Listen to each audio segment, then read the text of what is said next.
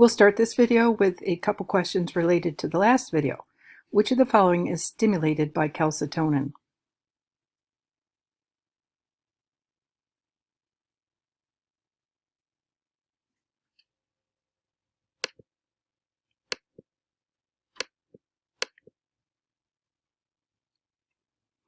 Calcium deposition in bone.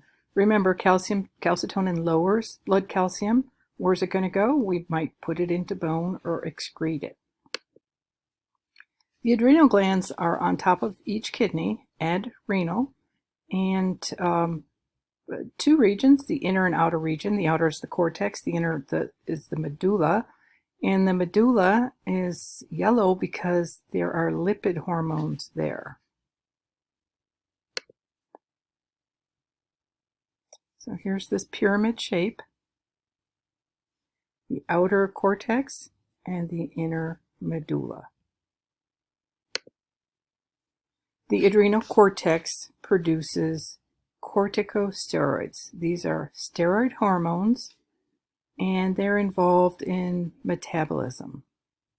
The adrenal medulla produces epinephrine and norepinephrine. They act pretty much the same, and this is in response to sympathetic activation. So during the fight or flight response, the adrenal medulla will secrete these hormones to cause our heart rate to go up, to stop digestion, and so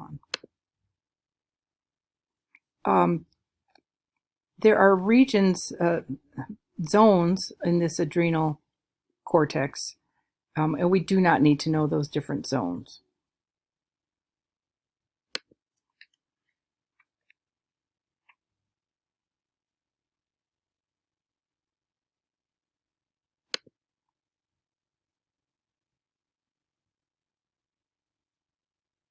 One important hormone of the cortex, adrenal cortex, is the aldosterone. And aldosterone here is going to work on the kidneys, and it is going to allow us to reabsorb sodium and water.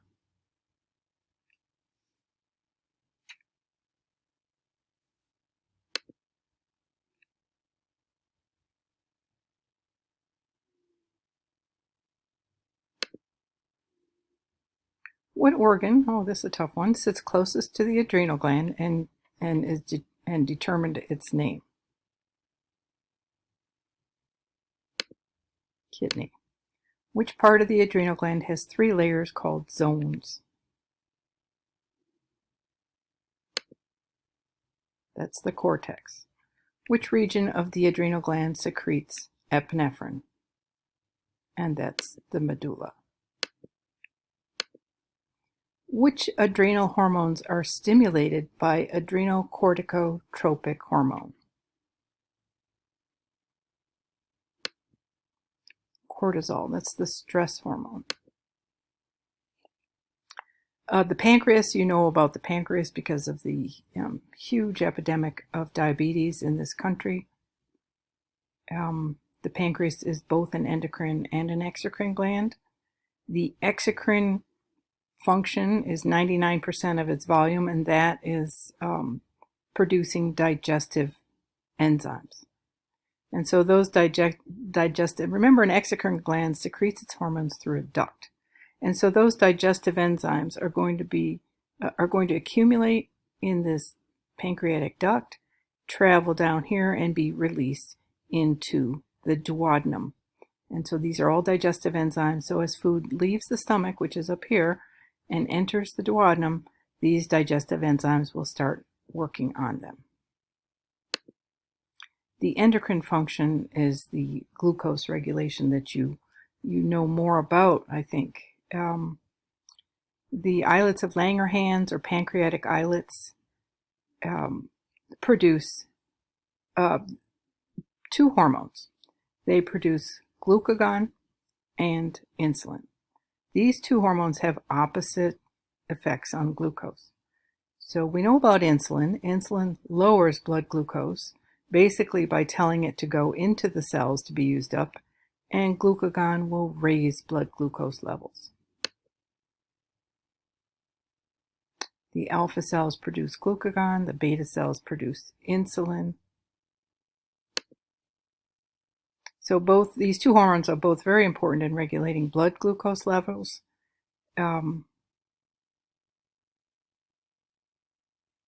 So again, the beta cells produce the insulin, and these are triggered by higher blood glucose levels. The insulin will lower the blood glucose by having it go into the cells to be used.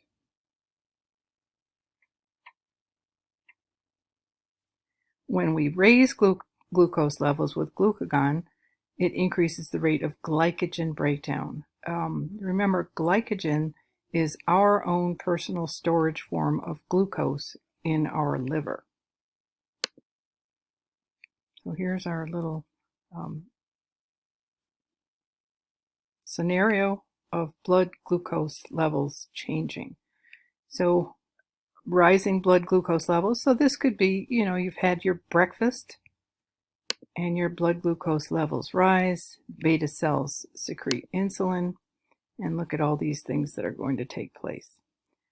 There's an increased rate of glucose into the cells, increased rate of using glucose and making ATP, increased conversion of glucose to glycogen, so that will reduce blood glucose. Remember, glycogen is in the liver and the muscles. Increased amino acid and protein synthesis, increased triglyceride, remember that is a lipid synthesis.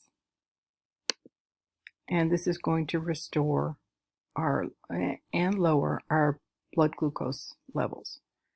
So if people with hypoglycemia, the blood glucose levels might go too low.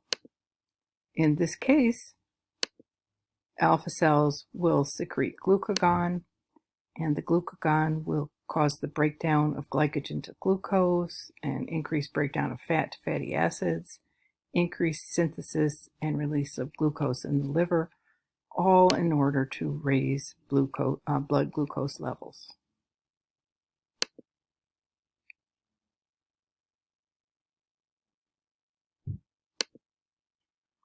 What is the effect of insulin on liver cells? So insulin, think it through. Insulin is going to lower blood glucose. So what would it do to the liver? It would convert the glucose to glycogen. So the glucose you've eaten and is in your bloodstream can then be stored for later use in your liver. The blood levels of which nutrient are controlled by both insulin and glucagon? I hope you know this one. It's glucose. What do pancreatic beta cells secrete? Insulin. What cells are targets of glucagon? So think about it. Insulin lowers your blood glucose levels. Therefore, the other hormone, glucagon, must raise your blood glucose levels. How is it going to do that? It's going to break down the glycogen in our muscle and liver and form glucose, and it's going to convert fats. Deficiency of which hormone is associated with hyperglycemia? Hyperglycemia. So that's too much glucose in the blood, and that would be insulin. So when people become diabetic, they have incredibly high levels of insulin in the blood, and they can go into a diabetic coma and die. Which of the following will occur when blood glucose level drops below 70? So let's say it's dropping below normal.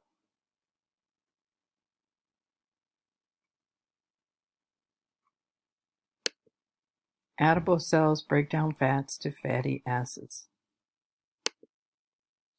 Pineal gland's easy,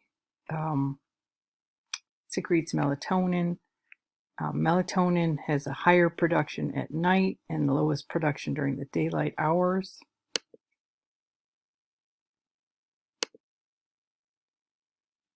melatonin plays some role in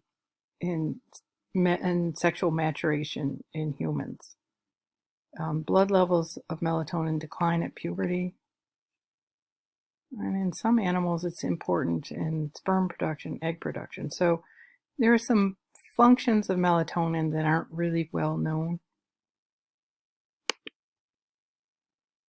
So the main thing is it sets our circadian rhythm, our day-night cycle.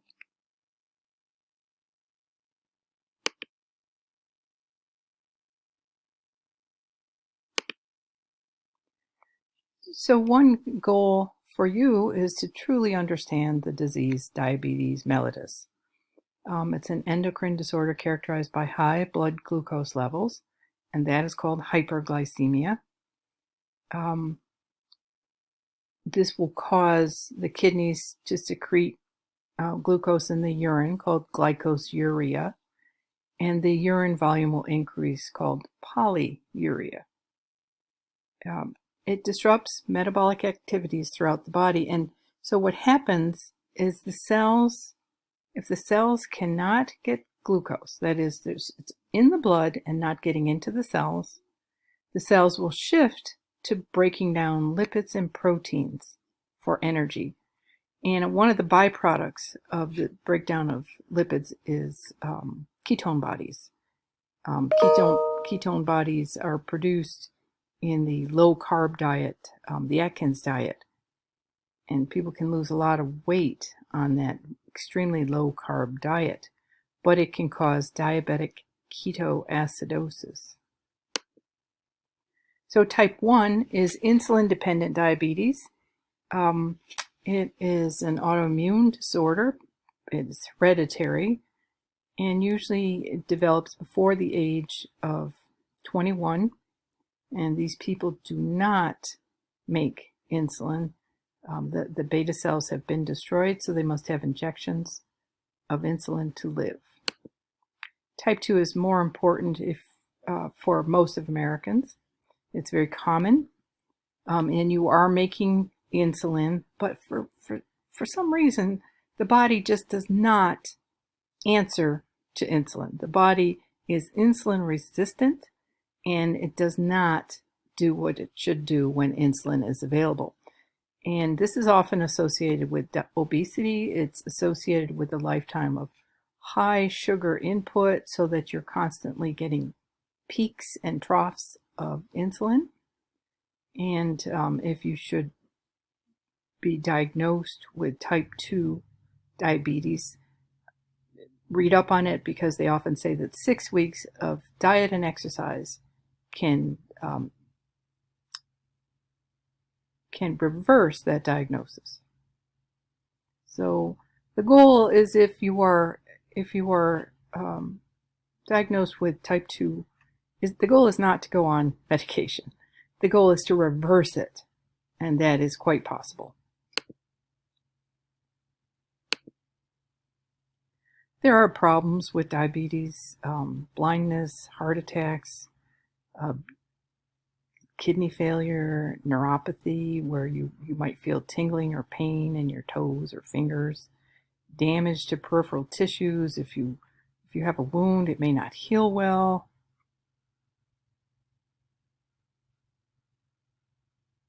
So diabetes type 2 is a lifestyle choice.